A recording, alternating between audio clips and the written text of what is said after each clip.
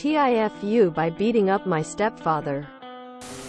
Obligatory not today, but today I'm dealing with the repercussions of my actions. The other day when I was getting ready for work, I heard my mother screaming, so I go see what's up. And as I came into the living room, I saw my stepfather push my mother. Before he had a chance to do anything else, I punched him in the side of his head. He collapsed backwards on the couch and I hit him again and again. Hard. He was covering his face yelling, "Stop," so I hit him with a solid right hook to his left ribs. I heard and felt the wind leave him. That's when my mother stopped me. Anyway, now it looks like I've got to move. Tomorrow. I've got some accommodations made, but it's not ideal. Now I've added 20 minutes to my commute. Reduced my living space. Reduced my access to groceries and other niceties, and also now I've got to work as much as possible to help my mom get a new place. My mother keeps telling me that I should have stopped him with my words and then we could have prepared. Better to leave. I think that would have been the best course of action. But it did feel real good to put him in his place.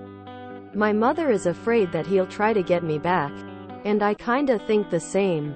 I don't think he's willing to just be 01 and let it go. Also, it's worth mentioning that he's about twice my size. I've got some solid Muay Thai fundamentals behind me, but I don't like my odds. TL. Dear, I was too quick to jump to violence and made life a whole lot more difficult for myself and my family. Your mother should be moving with you. Exact same situation 20 years ago for me. He was drunk. As usual. They were arguing loudly. I went into the living room just as he pushed her. I grabbed his shoulder, spun him around, and very insistently discouraged him from touching her. He threw his drink in my face. That's where my memory stops. Next thing I know, I'm standing over him as he's bleeding on the ground and my mom is screaming. I told my brother to take care of our mom and then ran. I was terrified. Called my dad, who listened to the story silently. Then asked how my hand felt. Confused. I told him it felt fine. Then my dad, the gentlest and kindest man, told me that I didn't hit him hard enough. I had never hit someone before. And haven't since. I do not regret it in the least. You're going to be okay. You did the right thing. Your mom should be leaving with you. Good for you for protecting your mom. You did the right thing. You did the right thing. Words don't end violence. You showed him that it's not okay and that you're a serious threat to him. You can't argue with a wife beater. You just have to make it hell for him to try to keep doing it. 100,000% not a FU. You did the right thing. Using your words stopped being an option the moment he put his hands on your mom. Good for you for teaching that bully a lesson.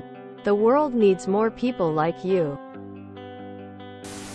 Beware that, when fighting monsters, you yourself do not become a monster. For when you gaze long into the abyss gazes also into you. Friedrich Nietzsche. The first step is being conscious of the dilemma. Some people never get that far and just enjoy the power of winning a fight. Reflect on it. I used to be the guy too. As soon as something was starting up, step in and stop fights or step in and protect people. But a couple times of making mistakes, taking things too far. And I am much more reserved about how I use my size. I didn't like feeling like a monster even if people were thankful. They were also frightened of me. This is why, as an older woman, I own my home completely and in my own name only. That stepfather would be kicked to the trash heap so fast his head would spin. While I get that there's some negatives, you did the right thing. Unrelated fact. A roll of quarters can be convenient for walking around.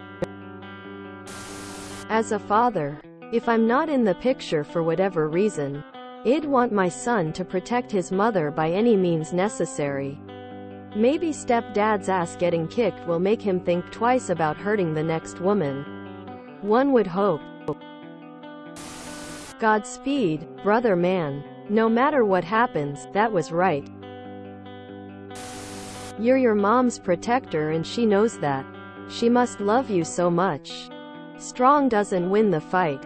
Crazy does. Not at all a fool. I'm sure your mom is proud to have someone who is willing to put themselves in harm's way to protect her. What you did was brave. And I hope the best for you too. I know violence is not good and all that, but I felt good reading this. You did the right thing. Buy yourself a concealable bottle of pepper spray and keep your head on a swivel around him next time. There are consequences to integrity and sometimes it's best to live with them. Nothing wrong with physically defending your screaming mother from an attacker. Tear his ACL or Achilles. Good for you. Bullies only ever understand the language of violence. Up. He's more likely to go after your mom than go after you. If you're in the US, call the National DV hotline to get connected with a DV agency in your area. They have tons of resources for precisely these situations, and may even be able to help you out as well. There's also likely a confidential shelter that can take her in and keep her safe. National DV hotline. US. 8,007,997,233. Don't leave until your mother does. Leaving an abuser is a dangerous time for a woman. You guys can watch each other's backs while packing an apartment searching. You did everything right. Also, the size doesn't matter if you carry a weapon. I was expecting a twist like, my mom had tripped and turns out he was trying to keep her from falling all the way down. Not a fu. Next time you see him, ask him if he wants to hear a good joke or if he wants the rest of his baby. Bird ribs tickle. If you enjoyed this video, please check out our playlists full of similar content. Epicaricast is like doom scrolling for your ears. Please like, share, and subscribe.